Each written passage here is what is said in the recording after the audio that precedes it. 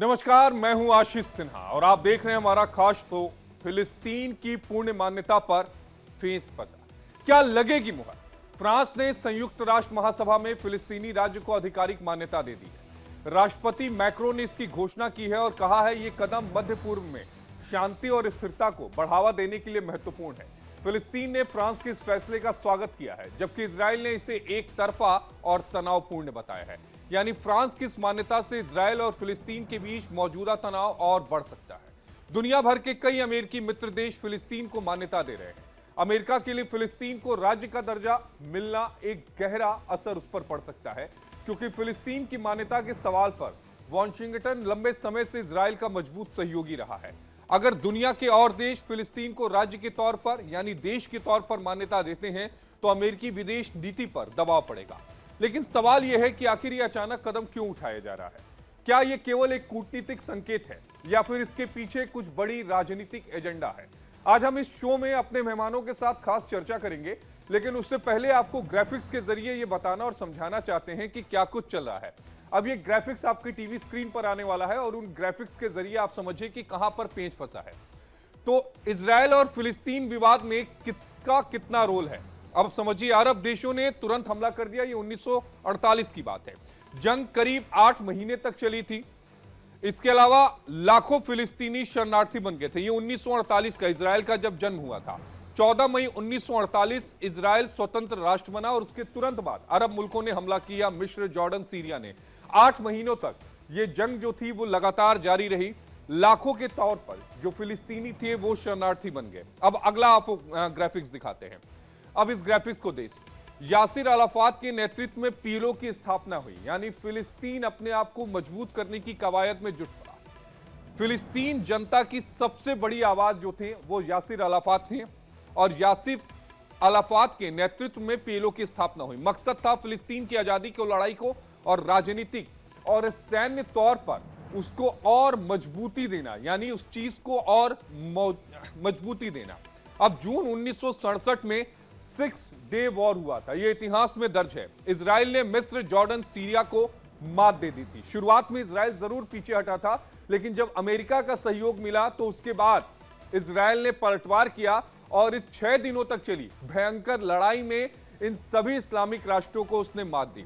Israel ने मिस्र, Jordan और सीरिया को मात दी और इसके साथ ही पूर्वी यरूशलेम, वेस्ट बैंक, गाजा और गोलान के हिस्से पर कब्जा कर लिया।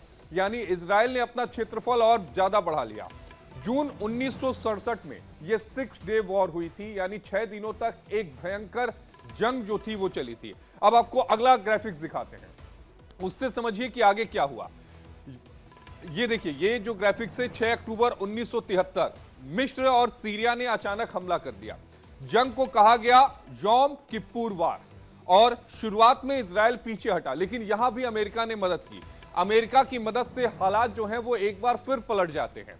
युद्ध ने अरब इजराइल रिश्तों में और ज्यादा तनाव पैदा कर दिया था जो युद्ध हुआ था, और 6 अक्टूबर 1973 को यह वॉर हुआ था। 1974 को एक करार हुआ सीरिया में और इजराइल के बीच में कि दोनों एक दूसरे की क्षेत्र की रक्षा करेंगे। लेकिन पिछले साल जब असद की सरकार वहां बदलती है तो उसके बाद हालात सीरिया के साथ और ज्यादा तनावपूर्ण इजराइल के हो जाते हैं। आखिरी ग्राफिक्स आपको दिखाते हैं, उसके बाद समझिए। तो यौम किप्पुर जंग के बाद क्या कुछ हुआ वो जानना और समझना बहुत जरूरी है, क्यों संयुक्त राष्ट्र महासभा में फिलिस्तीन पर जो प्रस्ताव है वो पास होता है। धीरे धीरे अंतर्राष्ट्रीय जो मान्यता होती है वो फिलिस्तीन को देने की शुरुआत होती है। पीएलए को मिला था फिलिस्तीनी जनता का बेहद समर्थन और यासिर अराफात जो थे वो एक बड़े नेता के रूप में विश्व पटल पर उभर कर सामने आए थे। धीरे धीरे इसकी अंतर्राष्ट्रीय जो मान्यता है वो बढ़ती गई, लेकिन उसके बाद जब हमास का गठन होता है 1983 में, तब हालात बदल जाते हैं।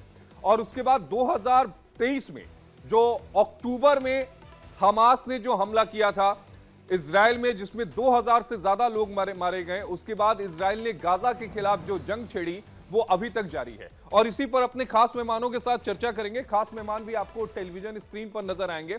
हमारे साथ मेजर जनरल अनुज माथुर जी हैं। सर जय हिंद। और हमारे साथ ग्रुप कैप्टन यूके देवनाथ जी हैं। यूके देवनाथ जी जय हिंद। सबसे पहले मैं अनुज माथुर जी आपसे सवाल लेना चाहूंगा। इजराइल और फिलिस्तीन की जंग किसी से छिपी नहीं है। इजराइल अपनी अस्तित्व की लड़ाई लड़ रहा है, यह भी कहने में गुरेज नहीं है। लेकिन एक तरफ हम देख रहे हैं कि फिलिस्तीन को 75% मुल्कों ने मान्यता दे दी है। अमेरिका अभी भी कोताही कर रहा है, ना नुकुर कर रहा है। इसका असर विश्व पटल पर क्या कुछ पड़ने वाला है?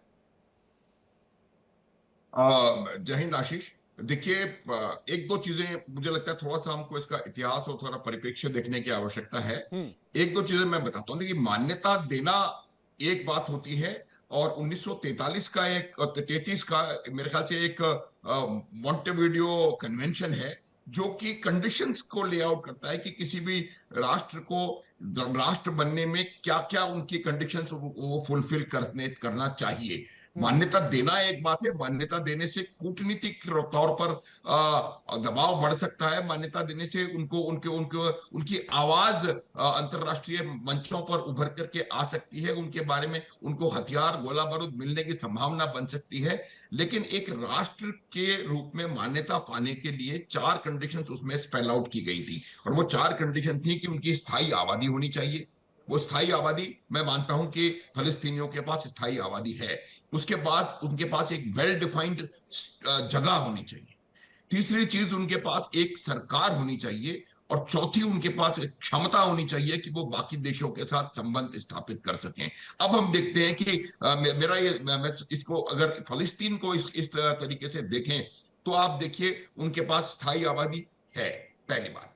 दूसरी बात, दूसरे देशों के साथ संबंध स्थापित करना, वो उनके संबंध ऑलरेडी स्थापित हैं कई देशों के साथ, इंक्लूडिंग भारत। भारत में भी उनका उनका जिसको आप चाहें कुछ भी कह लें, उनका एक सिस्टम है भारत में। और जहां पर वो, इसको आप दूतावास कहें या जो मन में आए आप कह सकते हैं। मेरा मानना है कि अंतरराष्ट्रीय स्तर पर हमारे फिलिस्तीन के साथ पॉलिटिकल, डिप्लोमेटिक और कूटनीतिक संबंध हैं। अब जहां तक सवाल वेल डिफाइंड एरिया का है, मुझे नहीं लगता कि वेल डिफाइंड एरिया उनका कोई बचा है। वेस्ट बैंक की परिस्थिति आप सबको मालूम है क्या है। फिलिस्तीन अथॉरिटी जो पीए है, उनका वहां पर थोड़ा बहुत कंट्रोल है। लेकिन वहां पर भी जिस प्रकार से इजरायलियों ने अपनी बस्तियों को वहां पर बढ़ाया है, तो मुझे लगता है थोड़ी देर में वो एरिया भी डेफिनेशन के उसमें नहीं आएगा। और जहां तक सवाल गाजा का है, आप जानते हैं गाजा का क्या हाल है। गाजा को मटिया मेट कर दिया है इसराइल ने। तो एक वो कंडीशन थोड़ी क्वेश्चन मार्क है। और दूसरी कंडीशन, सरकार कहाँ है। सरकार, सर।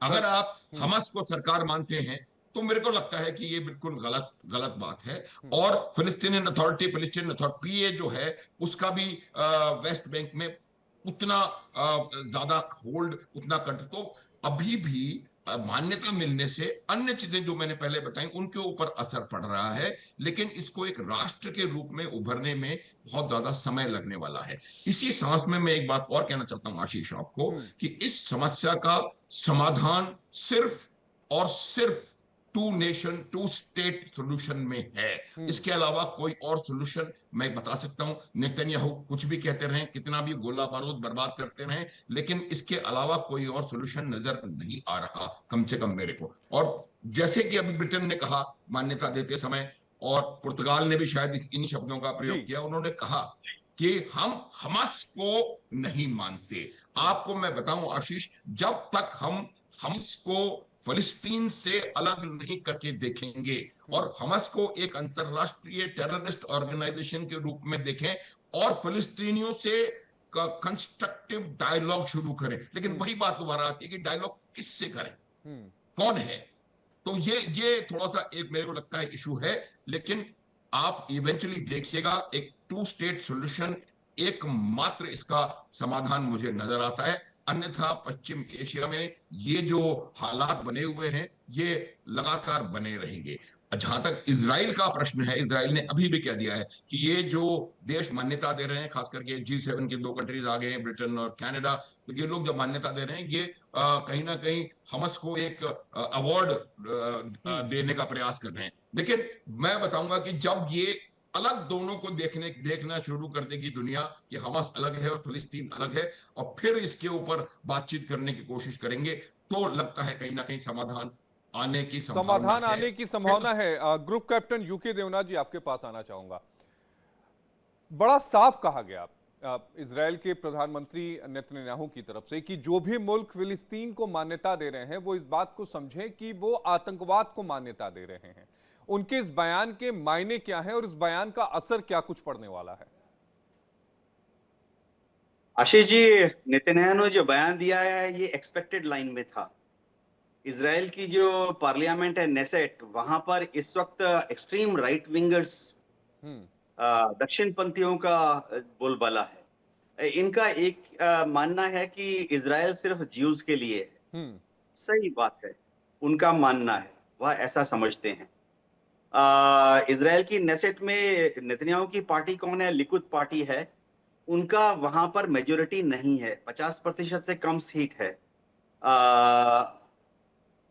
महज 37 सीट लिकुद पार्टी के पास है, जबकि नेसेट में 90 लोग होने चाहिए। तो फिर नेतन्याहू कैसे सरकार बना लिए, प्राइम मिनिस्टर बन गए, ये समझना पड़ेगा। बाकी जो समर्थन उनको चाहिए था कि 45 कैसे वह कम से कम हासिल करें 90 मेंबर्स के नेसेट में, उन्होंने एक्सट्रीम राइट विंग ज्यूज पार्टियां हैं वहां पर। आप उनको देखते ही पहचान जाएंगे। उनके संसद में जब मीटिंग होती है वो लोग एक टोपी पहनते हैं यहाँ से, और उनके कुछ तो इतने ज्यादा ऐसे ऐसे करली करली बाल लंबे लंबे रखते हैं। ये लोग, किसी पार्टी का 3 मेंबर है, किसी के 4 मेंबर है, किसी का महज 1 मेंबर है, लेकिन इनकी मदद से नेतन्याहू ने 45 मेंबर्स जमा कर लिए हैं, सरकार फॉर्म कर ली है जी। अगर ये लोग समर्थन हटा लें तो फिर नेतन्याहू की सरकार तुरंत गिर जाएगी।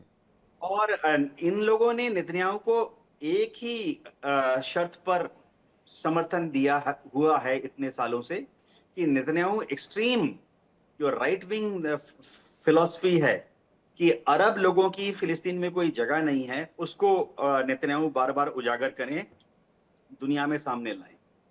अब हो क्या रहा है मैं आपको बता देता हूं। दुनिया में सारे देश अब प्राय 193 में से 150 से ज्यादा देशों ने यूनाइटेड नेशन में फिलिस्तीन को मान्यता दे दी है। फिलहाल क्योंकि फिलिस्तीन तो अभी तक एक देश नहीं बना है, लेकिन उसका ऐसा फर्क पड़ता है कि ये सारे जो देश हैं ये अपने यहाँ पर फिलिस्तीन को एक एम्बेसी या एक कॉन्सुलेट खोलने की अपॉर्चुनिटी देते हैं। भारत में भी अगर आप देखें तो फिलिस्तीन की एम्बेसी है, जबकि जमीन में अभी तक फिलिस्तीन का कोई देश है नहीं। इस तरह से ये देश अपने अपने देशों में अब आस्ते आस्ते फिलिस्तीन की एम्बेसी खोलने देंगे। दूसरी चीज है, जमीन पर क्या हरकत है वो मैं बताना चाहता हूं। अगर आप इजराइल देखें तो टोटल इजराइल में ज्यूज की पॉपुलेशन है 70 लाख। ये 70 लाख में से 25 लाख ही सिर्फ ऐसे हैं जिनके पूर्वज यानी दादा दादी नाना नानी इजराइल में पैदा हुए थे। बाकी जितने हैं यानी 2/3 50 लाख जो ज्यूज हैं, उनके दादा दादी नाना नानी इजराइल में पैदा नहीं थे। वो वहां माइग्रेट करके गए हैं 1948 के बाद, चाहे अमेरिका से गए हों, चाहे इंग्लैंड से गए हों, जर्मनी से गए हों, रशिया से गए हों, भारत से भी बड़ी तादाद में ज्यूज 1947-48 के बाद वहां माइग्रेट करके रह गए। इजराइल की पॉपुलेशन में अरब कितने हैं? अरब हैं गजा में 21 लाख, वेस्ट बैंक में 27 लाख, और इजराइल के अंदर यानी इजराइल सिटीजन जो कि अरब हैं कितने हैं? 24 लाख। तो 70 लाख अरब वहां पर हैं। तो जाहिर बात है उनका अपना एक प्रतिनिधित्व होना चाहिए। अब ये प्रतिनिधित्व कैसा होगा, इसका जो आकलन है वो ओस्लो अकॉर्ड में किया गया था। ओस्लो अकॉर्ड इजराइल ने साइन कर दिया था 1993 में जी। अकॉर्ड का फर्स्ट पार्ट, और 1995 में अकॉर्ड का सेकंड पार्ट इजराइल ने साइन कर दिया था। इज़्ज़ाक रमीन उनके प्राइम मिनिस्टर थे उस वक्त। ये अलग बात है कि एक्सट्रीम राइट विंग ज्यूज जो कि समझते हैं कि वहां पर उन्होंने इज़्ज़ाक रमीन की हत्या कर दी उसी के तुरंत बाद, ये बोल के कि उन्होंने इजराइल को बेच दिया अरब्स के हाथ में।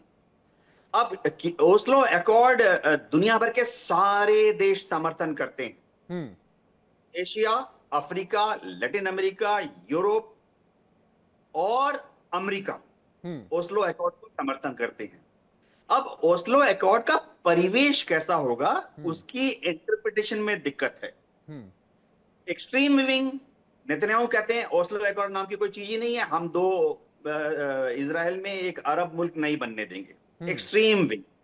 लेकिन ओस्लो अकॉर्ड का जो सही इंटरप्रिटेशन ऐसा है कि इजराइल के अंदर ही एक अरब लोगों का देश बनेगा, उनको पूरी स्वायत्ता होगी, ऑटोनॉमी होगी इन अरब देशों को। अरब जो इजराइल का देश बनेगा, सिर्फ इतना है कि उनकी तीन चीजें नहीं होंगी। ओस्लो अकॉर्ड में लिखा है ये जो अरब मुल्क बनेगा उनकी अपनी करेंसी नहीं होगी, विदेश मंत्रालय नहीं होगा, उनकी डिफेंस मिनिस्ट्री नहीं होगी। जिसका मतलब क्या है, आर्मी नेवी एयरफोर्स नहीं होगी, अस्त्र शस्त्र नहीं होंगे।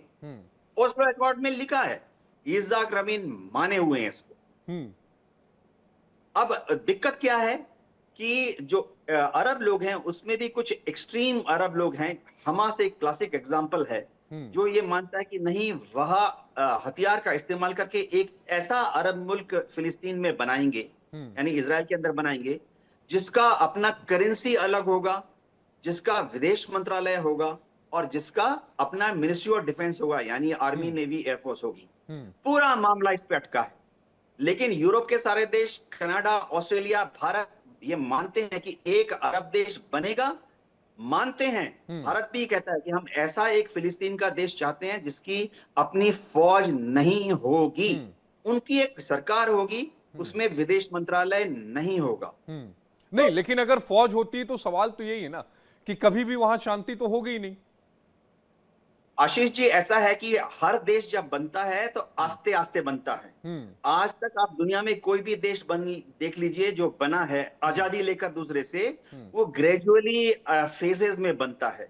अगर कोई सोचता है कि भारत ने भी अचानक एक दिन महान देश बन गया, ऐसा नहीं है। अंग्रेजों ने हमारे देश को 1942 के बाद थोड़ा थोड़ा हमें रिप्रेजेंटेशन, लोकल सरकार, लोकल स्टेट गवर्नमेंट में बनाना शुरू किया था। 1943 की बात है, जब द्वितीय विश्व युद्ध खत्म हुआ 1945-46 में, अंग्रेजों ने भारत के सारे स्टेट्स में भारतीयों को एक ऑफिशिएटिंग कार्यकारी सरकार बनाने की आजादी दी थी। तो सारे देश ग्रेजुअली आजाद होते हैं। और मैं आपको बताना चाहता हूं, ये नहीं कि 1947 में एक दिन हम आजाद आ गए, हमने अंग्रेजों को पानी में धक्का दे दिया या उनको सब अंग्रेजों को गोली मार दी, ऐसा नहीं हुआ। हमारे देश की जो एडमिनिस्ट्रेशन थी 1947 से लेके 1956 तक, हमने आस्ते आस्ते अंग्रेजों को ही काम करने दिया, चाहे वो ट्रेड हो, इंडस्ट्री हो, व्यापार हो, वाणिज्य हो, एजुकेशन हो। सबसे बड़ी बात, financial advisers to government of India हो, और आर्मी नेवी एयरफोर्स तो था ही। हमने ग्रेजुअली 1947 के बाद उनको तुरंत हमने हिंद महासागर में डुबाया नहीं अंग्रेजों को, आस्ते आस्ते उनको काम करने दिया। दरकार भी थी। क्यों, मैं बताता हूं। जब देश आजाद हुआ, बोला यार कोई तो डिफेंस सेक्रेटरी होना चाहिए। अब सब काली चमड़ी वाला मिनिस्ट्री ऑफ डिफेंस में सेक्रेटरी कैसे बनेगा? वो सब लोग उस वक्त एडिशनल डायरेक्टर या डिप्टी डायरेक्टर पद पर थे। तो आप एक डिप्टी डायरेक्टर को ये तो नहीं बोल सकते ना, कल से तुम you are additional secretary in defence ministry, you are secretary of. तो अंग्रेजों को रहने दिया गया। इसी तरह से उस वक्त सीनियर मोस्ट आर्मी ऑफिसर्स कौन थे? ज्यादातर थे कर्नल रैंक पर, ब्रिगेडियर रैंक पर, इक्का दुक्का थे। तो आप एक ब्रिगेडियर साहब को तो कल से नहीं बोल सकते ना कि परसों से आप लेफ्टिनेंट जनरल हैं या आर्मी चीफ हैं। एयरफोर्स की बात बताता हूं, जब अंग्रेज गए, हमारे ज्यादातर सीनियर मोस्ट कौन थे ऑफिसर्स? वो विंग कमांडर पद पर थे। तो आप एक विंग कमांडर को नहीं बोल सकते कि कब से आप चीफ ऑफ एयर स्टाफ बन गए, air marshal so and so. तो हमने भी अंग्रेजों को आस्ते आस्ते मौका दिया कि वो हमें एडमिनिस्ट्रेशन सिखाए और बाहर जाएं। ऐसा ही मॉडल फिलिस्तीन में भी बनेगा, जिसमें कि आस्ते आस्ते पीएलओ, देखिए पीएलओ एक्सट्रीम चरमपंथी दल है, सब देश में होता है। भारत में भी आजादी के टाइम नरम दल था, गरम दल था। नरम दल थे कि बातचीत से आजादी हासिल करो, ठीक है, और गरम दल कौन थे कि सड़कों पर निकलकर अगर जरूरत पड़ी तो हथगोले, बंदूक चलाकर, अंग्रेजों को मारकर आजादी हासिल करेंगे। हम सब हिस्ट्री पढ़ चुके हैं, गरम दल था। मैं नाम नहीं लेना चाहता हूं जिन्होंने बम फेंके। ऐसा ही है फिलिस्तीन में। फिलिस्तीन में हमास जो है वो उग्रवादी है, कोई शक नहीं है। तो अभी किसी को तो आगे बढ़ाना पड़ेगा ना, शायद मोहम्मद अब्बास या उन जैसे सोच विचार वाले मॉडरेट लीडर, शायद पैलेस्टीनियन अथॉरिटी या उस जैसी ही एक नरमपंथी ऑर्गेनाइजेशन को आगे प्रोपेल करना पड़ेगा। हमें एक वर्किंग मॉडल बना, हमें से मेरा मतलब है यूनाइटेड नेशन को एक वर्किंग मॉडल बनाना पड़ेगा कि फिलिस्तीन की एक सरकार बनेगी, आस्ते आस्ते बनेगी, समय लगेगा उसमें। पहले शुरुआती दौर में जाहिर बात है उनको हर चीज करने की आजादी नहीं होगी। एक चीज तो मैं बता दूं, इसमें इजराइल का बहुत बड़ा भागीदारी होगा। जो कुछ होगा इजराइल की मर्जी से होगा, चाहे नेतन्याहू हो या कोई भी हो। और एक चीज पक्का है कि इजराइल उनको अपनी फौज कभी नहीं बनने देगा। इजराइल ये तो तय है, ये तय है कि कभी फौज बनने नहीं देगा। हमारे साथ संजीव श्रीवास्तव जी भी जुड़ गए हैं। संजीव जी जय हिंद, विदेश मामलों के जानकार हैं।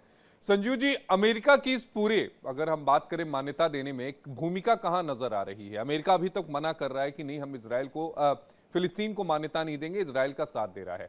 लेकिन दूसरी तरफ हम देख रहे हैं कि 150 कंट्रीज जो हैं वो फिलिस्तीन को मान्यता दे रहे हैं। तो ये पूरा समीकरण कहां जाता हुआ दिख रहा है? और नेतन्याहू का ये कहना कि मैं अमेरिका से वापस आकर एक बड़ा बयान दूंगा, कोई घोषणा करूंगा, ये सब किधर जाता हुआ इंडिकेशन दिख रहा है? देखिए आशीष जी, एक बात बहुत स्पष्ट है कि इस इजराइल और पैलेस्टाइन का जो कॉन्फ्लिक्ट है, इसका एकमात्र अगर कोई समाधान हो सकता है तो वो 2 स्टेट सोल्यूशन ही हो सकता है। और ये जो 2 स्टेट सोल्यूशन है, इसकी बात अमेरिका भी करता है। अमेरिका ने भी बार बार इजराइल को इस बात की सलाह दी कि आप 2 स्टेट सोल्यूशन के लिए तैयार होइए।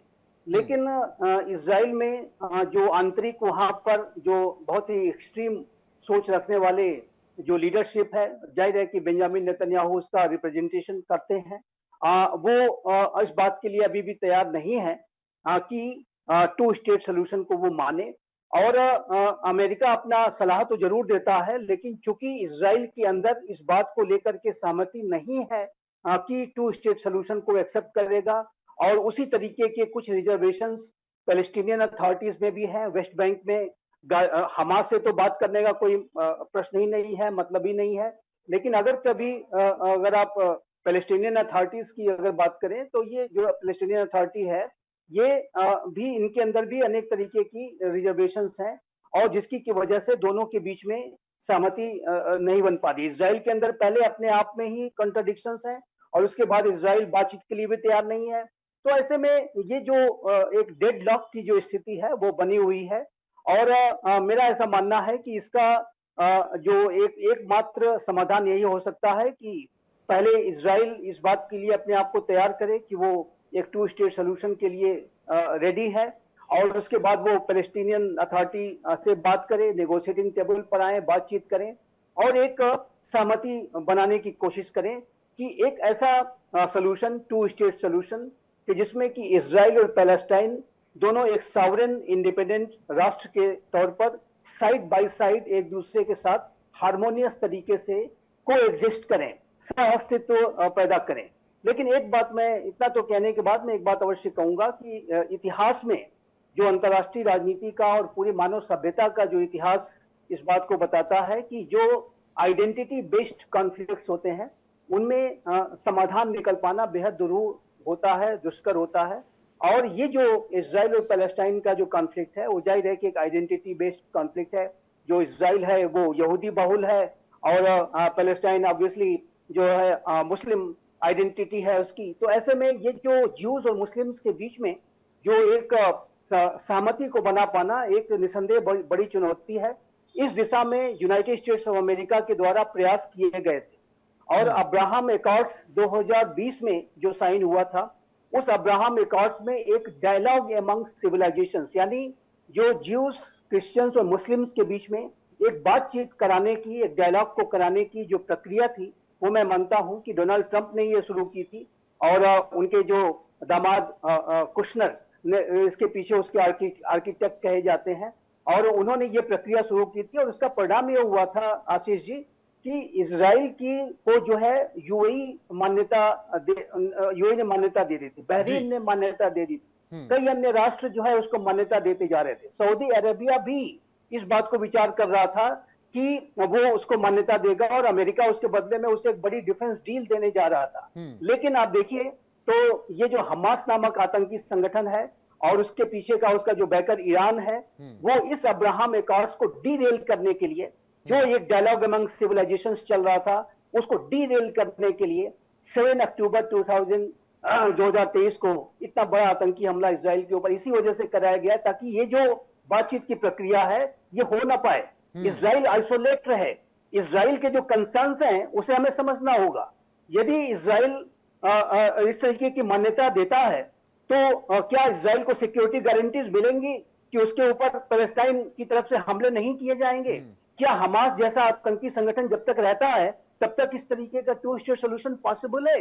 नेतन्याहू की अपनी चिंताएं, आज उन्होंने बयान में उनकी चिंताएं वाजिब है संजीव श्रीवास्तव जी, उनकी चिंताएं वाजिब है कि वो टू स्टेट पॉलिसी का भले बार बार जिक्र किया जा रहा हो, लेकिन उनकी चिंताओं से उसे दरकिनार नहीं किया जा सकता है। मैं संजीव जी इस सवाल पर आपसे जवाब लूंगा, लेकिन उससे पहले कुछ ग्राफिक्स अपने दर्शकों को दिखा दूं ताकि समझ में आए जिन करार का आप लोग जिक्र कर रहे थे।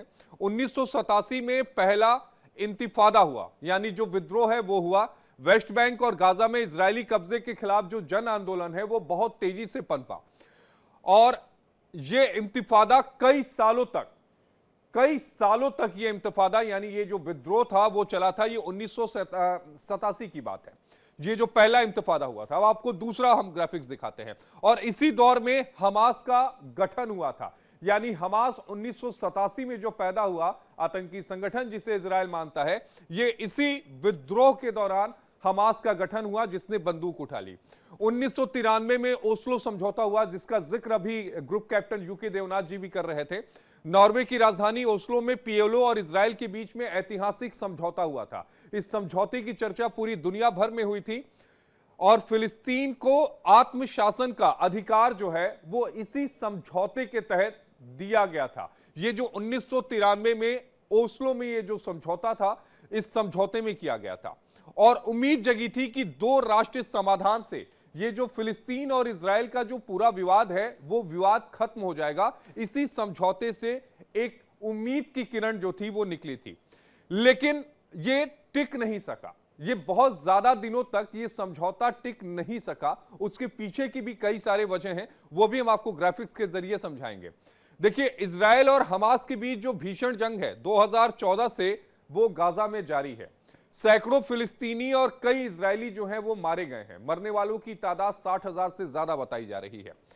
गाजा की हालत तबाह हो चुकी है। 80% से ज्यादा जो गाजा है वो पूरी तरीके से तबाह हो चुका है, गाजा बर्बाद हो चुका है।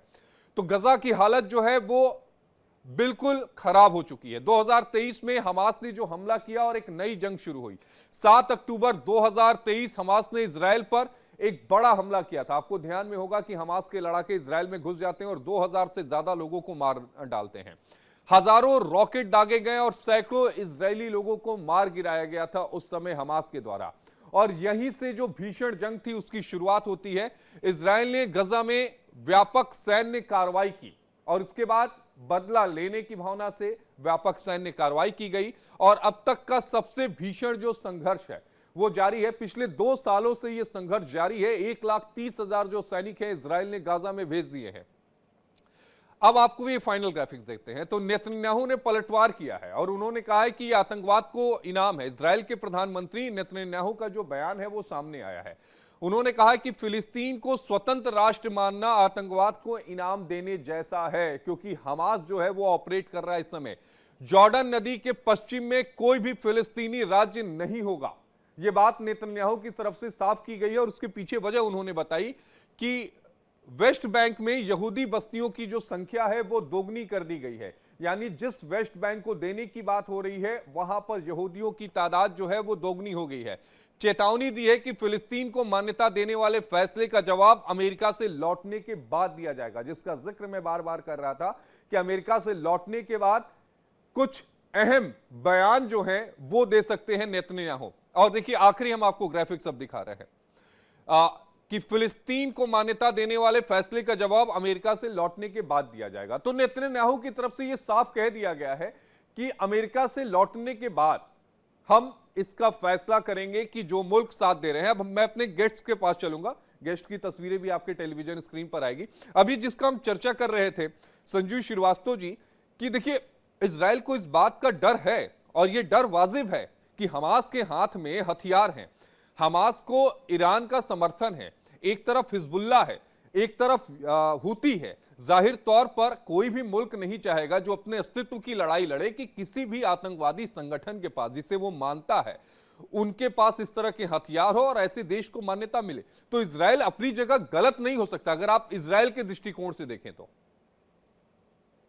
बिल्कुल, इजराइल के अपने जो कंसर्न्स हैं, जो अपनी चिंताएं हैं, अपने जो डीप उसके सीटेड जो इनसिक्योरिटीज हैं, वो अपनी जगह बिल्कुल ठीक है। कि जब अब्राहम एकॉर्ड चल रहा था, और मैं एक बात स्पष्ट रूप से कहना चाहता हूं कि ये जो हमास नामक आतंकी संगठन है, ये 2007 से गाजा पर शासन कर रहा था, और 2007 के बाद इसने 2023 में जाकर के इतना बड़ा हमला कर दिया।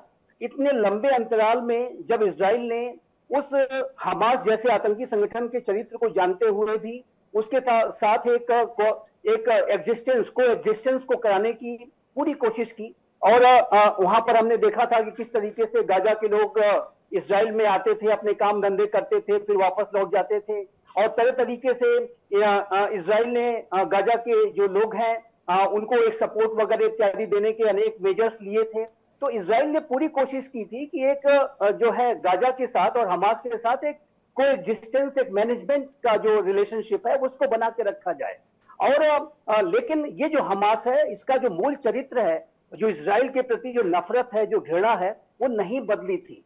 और जब ये हमास और उसका जो बैकर ईरान है, इन लोगों ने जब देखा कि इजराइल को तो एक एक करके जो मुस्लिम राष्ट्र मान्यता देते जा रहे हैं, तो ऐसे में वो उनकी जो अंदर की जो डीप सीटेड जो इजराइल के प्रति नफरत है, वो 7 अक्टूबर 2023 की घटना के रूप में सामने आई। और उसका जो लक्ष्य था, जैसा कि मैं आपके चैनल में पहले भी डिस्कस कर चुका हूं, कि 7 अक्टूबर 2023 को इजराइल के ऊपर किया गया सबसे बड़ा जो आतंकी हमला था, वो इजराइल के को आइसोलेट करने के लिए, नॉर्मलाइजेशन की प्रोसेस को डिसरप्ट करने के लिए, डायलॉग अमंग सिविलाइजेशन को डिसरप्ट करने के लिए किया गया था। और उनका जो लक्ष्य है हमेशा से ये अंदर बना रहता है कि वो इजराइल को आगे नहीं बढ़ने देंगे। नहीं संजीव श्रीवास्तव जी, उसमें एक जानकारी आप और भी दीजिएगा। मुझे ध्यान में है कि जब इजराइल में 2000 से ज्यादा बेकसूर लोगों को हमास ने अपनी गोलियों का शिकार बना लिया था, उन्हें मार डाला था, तो कई मुस्लिम कट्टरपंथी मुल्क ऐसे हैं जहां पर जश्न मना था। इस बात से भी इनकार नहीं किया जा सकता। जी बिल्कुल, अनेक ऐसे जगहों पर और पूरे मुस्लिम वर्ल्ड में तो कई जगह जश्न मना ही था। हमने पूरे इंटरनेशनल कम्युनिटी में भी, और यहाँ तक कि मैं दुर्भाग्य से कहना पड़ता है कि अपने देश में भी कुछ ऐसे नैरेटिव को पेश करने की कोशिश की गई कि जैसे कि ये दो धर्मों के बीच का युद्ध शुरू हो गया है, जैसे कि ये जो है मुस्लिम्स और ज्यूज के बीच का युद्ध शुरू हो गया है। जाहिर है कि इस तरीके के नैरेटिव को गढ़ करके, बना करके, उसकी साजिशों को रच करके इजराइल जैसे राष्ट्रों को आइसोलेट करने की जो कोशिश की जाती है, जबकि ये सीधी सीधी जो लड़ाई है आतंकवाद के खिलाफ लड़ाई है। और आतंकवाद के खिलाफ लड़ाई को इजराइल को करने से कोई दुनिया की कोई ताकत रोक नहीं सकती, चाहे आप कितना भी डिफेंस पैक्ट कर लें, चाहे कितना भी नेटो बनाने की तरफ बढ़े, लेकिन इजराइल आतंकवाद के खिलाफ कार्रवाई करके रहेगा। और मैं स्पष्ट रूप से कहना चाहता हूं कि भारत भी उसी अप्रोच के साथ चल रहा है। आप कोई भी डिफेंस पैक्ट कर लीजिए, आतंकवाद के खिलाफ कार्रवाई करने का जब भी विषय आएगा, भारत हो, इजराइल हो, इस तरीके के जो राष्ट्र हैं जो कि आतंकवाद के प्रति जीरो टॉलरेंस का अप्रोच रखते हैं, उसके खिलाफ कार्रवाई करने से दुनिया की कोई ताकत रोक नहीं सकती है। और ये इजराइल के प्रधानमंत्री बेंजामिन नेतन्याहू के जो कंसर्न्स हैं वो अपनी जगह वाजिब हैं, लेकिन एक बात मैं अवश्य कहूंगा कि हमास का तो पूरी तरीके से खात्मा होना चाहिए और इजराइल वो करके रहेगा। और इजराइल के जो भी बंधक हैं अभी भी हमास की कैप्टिविटी में, वो छुड़ाए जाएंगे, और मेरा ऐसा मानना है कि इजराइल तब तक वो कार्रवाई करेगा। नहीं, मुझे हैरानी इस बात की भी होती है संजीव श्रीवास्तव जी कि हमास को जो मुस्लिम राष्ट्र हैं वो आतंकवादी संगठन मानते ही नहीं है। इनकी सोच देख लीजिए आप, इनकी सोच देखिए आप। किसी मुल्क में आप जाकर वहां पर बेरहमी से लोगों की हत्या वो संगठन कर रहा है, उसके बाद भी आप उसे आतंकवादी संगठन नहीं मानेंगे। ये मुस्लिम राष्ट्रों के जो डबल स्टैंडर्ड्स हैं वो बहुत साफ साफ दिखाई देते हैं। ये जो है पहले तो इजराइल को के ऊपर जो हमला हुआ उसके ऊपर वो आलोचना नहीं करेंगे, और जब वो गाजा के जब इजराइल कार्रवाई करेगा, और जाहिर है कि किसी भी बड़ी कार्रवाई में जो कोलेटरल डैमेजेस हुए हैं इसमें कोई दो राय नहीं है। गाजा में ह्यूमैनिटेरियन क्राइसिस है, इसमें कोई दो राय नहीं है। लेकिन ये जो मुस्लिम राष्ट्र हैं जिनके की आपने अभी चर्चा की, वो गाजा के लोगों के साथ भी नहीं खड़े हैं। मैं आपको बताना चाहता हूं, ये सिर्फ कागजी आंसू बहाते हैं। नहीं, ये केवल इजराइल के खिलाफ खड़े हैं, इस बात को समझना होगा। ये गाजा के लोगों के साथ खड़े नहीं है, गाजा से इनका कोई लेना देना नहीं है, वहां पर लोग मर रहे हैं उससे कोई लेना देना नहीं है, और ये सच्चाई है। और इसी वजह से इस्लामिक नेटो वगैरह बनना सिर्फ कागजी ख्याली पुलाव है, होने नहीं जा रहा है। क्योंकि इनके आपस के जो डबल स्टैंडर्ड्स हैं इतने गहरे हैं, शिया सुन्नी का डिवाइड है, गाजा के ऊपर सिर्फ कागजी आंसू बहाएंगे, अपने घर के दरवाजे बंद करके रखेंगे और सिर्फ इजराइल की आलोचना करेंगे यहाँ वहां घूम करके। तो ये जो इस तरीके से ये जो अपने हितों को भी नुकसान पहुंचा रहे हैं, और जाहिर है कि टू स्टेट सोल्यूशन देखिए तभी पॉसिबल हो सकता है। देखिए, ये टू स्टेट पॉलिसी बिल्कुल साफ है। अगर बिल्कुल साधारण भाषा में बताने का प्रयास करूं, टू स्टेट पॉलिसी ये है कि एक फलस्तीन के लिए फलस्तीन एडमिनिस्ट्रेड फलस्तीनियों के द्वारा पूरी तरह से कंट्रोल उनकी गवर्नेंस के अंदर एक स्टेट बनाई जाए जो कि ओवरऑल पूरे इसमें इस सिस्टम में वेस्ट सिस्टम में बन करके सामने आए, और दो स्टेट्स जैसे कि संजीव जी ने कहा मिल करके अच्छे मित्र पड़ोसी राष्ट्रों की तरह आते रहे, एक फलस्तीन राष्ट्र हो और एक इजराइल राष्ट्र हो। अब आप देखिए, इसको थोड़ा इतिहास समझने की आवश्यकता है। इस पे हमने सबसे पहले पील कमीशन हुआ था 1937 में, जिसने कि इस टू स्टेट थ्योरी को प्रोपेगेट किया था कि वहां पर अरब भी रहना चाहिए, क्योंकि ये जिस प्रकार से फर्स्ट वर्ल्ड वॉर के बाद वहां पर यहूदी यूरोप क्या पूरी दुनिया के हर हिस्से में जहां पर यहूदी थे उन्होंने आ करके इस इलाके में बसना शुरू कर दिया था, और उन्होंने वहां के लोगों से जो अरब व्यापारी थे उनसे जमीनें खरीद करके और उसके ऊपर अपना हक लगा लिया था। ये पूरा इतिहास जो था, उसके बाद ये जो पील कमीशन का रिपोर्ट आया, के बीच में काफी एक्टिविटीज हुई हैं, चाहे वो बैटल ऑफ हाइफा हो या और भी कई चीजों। इनफैक्ट आज ही का दिन था जिस दिन बैटल ऑफ हाइफा हुई थी 1918 में 23 सितंबर। तो उसके बाद 1947 में यूनाइटेड नेशंस ने ये सोल्यूशन आपको दे दिया था। उन्होंने कुछ इलाका इजराइल का ज्यूज के लिए बना दिया था, कुछ इलाका अरबों के लिए बना दिया था।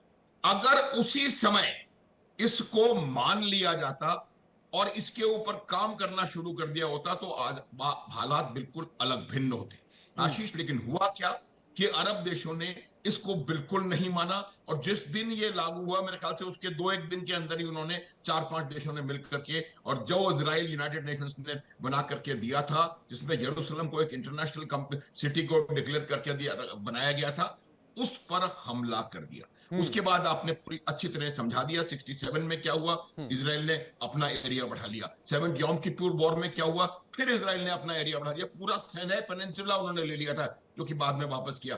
तो ये इवेंचुअली वो लोग अपना इलाका बढ़ाते चले गए, और आज जो इजराइल के पास इलाका है वो 1947 के मुकाबले कहीं ज्यादा, कई गुना ज्यादा है। उसके अलावा इजराइल अब ग्रेटर इजराइल की बात करना उन्होंने शुरू कर दिया है। कुछ सीरिया के इलाके गोलान हाइट्स है, कुछ इलाके लेबनान से वो लेना चाहते हैं। तो मुझे लगता है कि ये जब आपके पर दो जो एडवर्सरीज हैं उन दोनों की डिजायर्ड एंड स्टेट्स बिल्कुल एक्सट्रीम होती हैं, तो सॉल्यूशन निकल पाना मुझे लगता है बहुत मुश्किल होता है। आज इजराइल चाहता है कि पूरा वहां पर फलस्तीन नाम की कोई चीज ही ना हो, और वो जो भी हो, जैसे कि 30 लाख अरब इजराइल के अंदर आज रह रहे हैं, वैसे ही 50 लाख और आ जाए, और लेकिन वो पूरा इलाका इजराइल हो। तो ये मेरा मानना है कि उनका जो एक्सट्रीम एंड स्टेट डिजायर है वो इस चीज को रोकने में, इस चीज को कहीं ना कहीं खराब करने की कोशिश कर रही। अभी वेरी रिसेंटली 2025 में अमेरिका में एक डिक्लेरेशन बनाया गया है, उसमें पूरी अच्छी तरीके से ये टू स्टेट सॉल्यूशन को आउटलाइन किया हुआ है कि कैसे वो टू स्टेट वहां पर बनाई जाएंगी और किस प्रकार से कौन सा एडमिनिस्ट्रेशन किसको दिया जाएगा, कहां पर क्या होगा। लेकिन इसको भी मुझे लगता है नेतन्याहू नहीं मानेंगे, क्योंकि उनको उनका जो जो जो एक्सट्रीम राइट विंगर्स हैं, उनका दबाव उनके ऊपर इतना ज्यादा है कि मुझे लगता है ये टू स्टेट सॉल्यूशन उनको उनको मानने में काफी परेशानी होने वाली है। हाँ, लेकिन जी एक सवाल इस पर, जी प्लीज लास्ट, हाँ प्लीज बोलिए प्लीज बोलिए प्लीज आप कंटिन्यू कर लीजिए, फिर मैं यूके देवनाथ जी के पास जाऊंगा। प्लीज आप तो कुछ कह रहे मैं यही बता रहा हूं कि दी ऑल एंड ऑल जो रिजल्ट है वो ये है कि जब तक आप टू स्टेट सॉल्यूशन पे दोनों लोग एग्री नहीं करेंगे, क्या उसका प्रारूप होगा, स्वरूप क्या होगा ग्राउंड पे, वो अलग बात है। तब तक इस समस्या का समाधान होने वाला नहीं नहीं है है, आशीष। नहीं है। मैं इसी पर सवाल यूके देवनाथ जी से ले लेता हूं। यूके देवनाथ जी, ये तो लगभग कंफर्म है कि इजराइल जो है वो टू स्टेट सॉल्यूशन को नहीं मानने वाला। सभी मुल्क इजराइल पर दबाव बना रहे हैं कि टू स्टेट सॉल्यूशन को मान लें। अगर नहीं मानता है तो इसके परिणाम क्या हो सकते हैं? आशीष जी, ऐसा है कि अगर अरब लोगों को उनका एक ऑटोनोमस एरिया नहीं दिया गया जहां पे कि एडमिनिस्ट्रेशन में उनका हाथ हो, तो इससे जरा अशांति फैलने की समस्या हो सकती है। देखिए, क्या होता है कि जैसे हमास है, हमास उग्रवादी संगठन कैसे बना? अगर आप यासिर अराफात और पीएलओ की बात कर रहे हैं, तो भारत सरकार में तो यासिर अराफात वीआईपी गेस्ट थे। जी। उनको जब भी आते थे, प्रधानमंत्री और प्रेसिडेंट उनको वेलकम करते थे। हम्म। आज की तारीख में भी मैं आशीष जी बताना चाहता हूं दर्शकों को कि हमास को भारत सरकार, हमारी जो गृह मंत्रालय और विदेश मंत्रालय है, टेररिस्ट ऑर्गेनाइजेशन नहीं मानती है। भारत सरकार ने दुनिया के करीबन 34 ऑर्गेनाइजेशंस पर बैन लगाया हुआ है। भारत सरकार, गृह मंत्रालय, विदेश मंत्रालय ने अभी तक हमास पर कोई बैन नहीं लगाया हुआ है। हम्म। तो देखिए क्या होता है कि उनको अगर वो नहीं मानते हैं कि एक अलग से अरब मुल्क बनाएंगे, तो फिर असंतुष्टि फैलती है। असंतुष्टि हमेशा नरम लोग फैलाते हैं। नरम दल गरम दल बन जाता है, फिर गरम दल आतंकवादी बन जाते हैं जब उनकी बात नहीं सुनी जाती है। क्या हम हमारी इंडिपेंडेंस मूवमेंट को भूल सकते हैं? नरम दल था, गरम दल था। गरम दल में भी तो हमारे यहाँ पे एक्सट्रीम गरम भी थे। हम चलो मैं नाम ले ही लेता हूं, चंद्रशेखर आजाद, भगत सिंह, बाघा जतीन, खुदीराम बोस, रास बिहारी बोस, इन्होंने बम फेंके, हथियार असेंबल किए, अंग्रेज अफसर्स को मारा। तो जब भी जनता की मनोभावना को नहीं सुना जाएगा, हर देश में रास बिहारी बोस, खुदीराम बोस और बाघा जतीन और बनेंगे। तो होता क्या है मैं बताता हूं। अरब मुल्क जो हैं नहीं, वो लेकिन यूके देवनाथ जी, यहां से थोड़ा मैं आपसे डिफर करूंगा। आप चंद्रशेखर आजाद से, भगत सिंह से या खुदीराम बोस से इन आतंकवादियों की तुलना नहीं कर सकते। उन्होंने कभी किसी निर्दोष को नहीं मारा, तो ये तुलना बेमानी होगी। मैं यहां पर आपसे डिफर करूंगा। आशीष, मैं आपके साथ सहमति देना चाहता हूं। मैं सिर्फ ये बताने की कोशिश कर रहा था कि अगर मेजोरिटी की बात को, जब वो नरम नरम बातें कर रहे हैं, नहीं माना जाएगा। मैं ये नहीं कह रहा हूं, I am not glorifying Hamas, और ना ही मैं, इसलिए मैं शुरुआती दौर में, देखिए मैं नाम नहीं ले रहा था, लेकिन देखिए हम जब मिलिट्री साइंस पढ़ते हैं, हमने दुनिया भर में कम से कम 100 देशों की इंडिपेंडेंस मूवमेंट हमें as a cadet, as a young officer पढ़ाया गया था।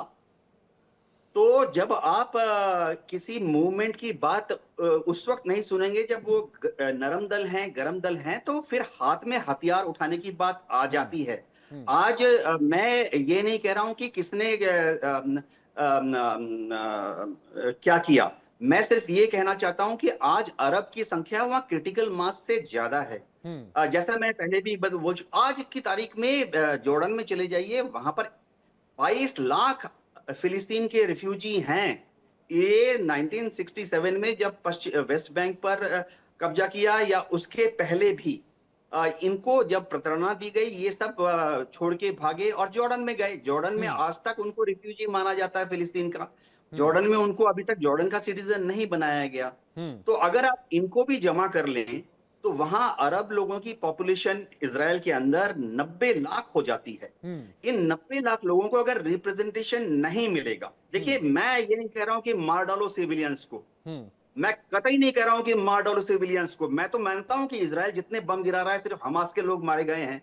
मैं तो मानता हूं कि ये 66,000 लोग जो मारे हैं अभी इजराइल ने पिछले 2 साल में बम गिराकर, इन 66,000 में से एक भी औरत नहीं था, एक भी बूढ़ा नहीं था, एक भी बच्चा नहीं था। सारे ने सिर्फ ढूंढ ढूंढ के सिर्फ हमास को मारा। 66,000 हमास के आतंकवादियों मारा। ये अलग बात है कि कुछ आतंकवादियों की हमास के आतंकवादियों की उम्र 12 से कम थी। ये अलग बात है कि उनमें से कुछ महिलाएं थी आतंकवादी। ये अलग बात है कि ये 66,000 में से 14,000 यूएनओ की रिपोर्ट है कि उनकी उम्र 65 से ज्यादा थी। हमास के आतंकवादी हुआ, अच्छा हुआ उनको मारा गया।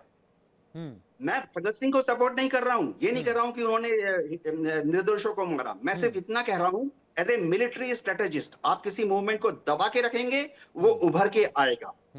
एक जी इसीलिए शुरुआती तौर में नाम नहीं ले रहा था। देखिए आप छत्तीसगढ़ में चले जाइए, हम उनकी बात सुन रहे हैं, नक्सलाइट्स की बात हम सुन रहे हैं। जाहिर बात है बातचीत के जरिए हम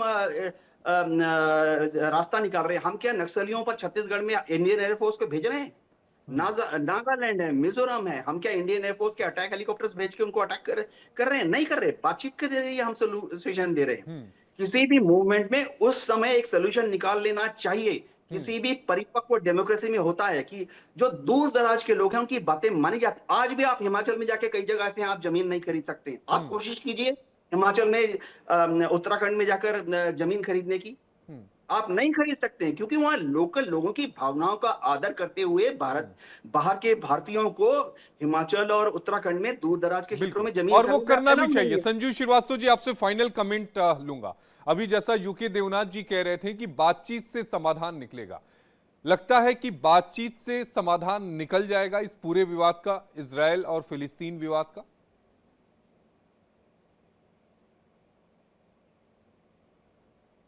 देखिए, समाधान तो बातचीत से ही निकलेगा, लेकिन प्रश्न यह है कि बातचीत किससे की जाए। क्या हमास से आप बात करेंगे? हमास से तो बात हो नहीं सकती।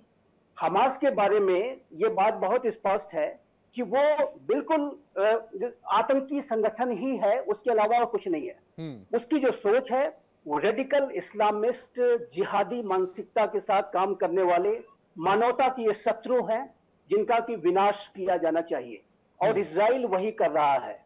उसका कोई भी फिलिस्तीन राज्य से उसका कोई लेना देना नहीं है। उसका जो लक्ष्य है सिर्फ और सिर्फ इजराइल का डिस्ट्रक्शन है, इजराइल का ऑब्लिटरेशन है। और जो जिस तरीके के death to America, death to Israel, और आयतुल्लाह खामनाई जो ईरान के सुप्रीम लीडर और वहां के जो IRGC के जो कमांडर्स जिस तरीके की बातें इजराइल के बारे में करते हैं कि हम उसको जो है स्मोक आउट कर देंगे, एक बार हमारे पास बम आ गया तो स्मोक आउट कर देंगे जी। इस तरीके की जो सोच है इजराइल के बारे में, वही सोच हमास की भी है। क्या उससे आप बात करेंगे? क्या ये जो आतंकी संगठन एग्जिस्ट करने लायक है? बिल्कुल भी नहीं है। इसके साथ कोई बातचीत नहीं की जाएगी। इजराइल ने बहुत स्पष्ट कर दिया है कि 7 अक्टूबर तक, 2023 तक इजराइल ने जितना कोऑपरेशन हमास के साथ करना था किया। और ये जो कोऑपरेशन है 2007 से इजराइल कर रहा था, 1-2 साल नहीं था। 2007 से 2023 तक इजराइल ने हमास को टॉलरेट किया।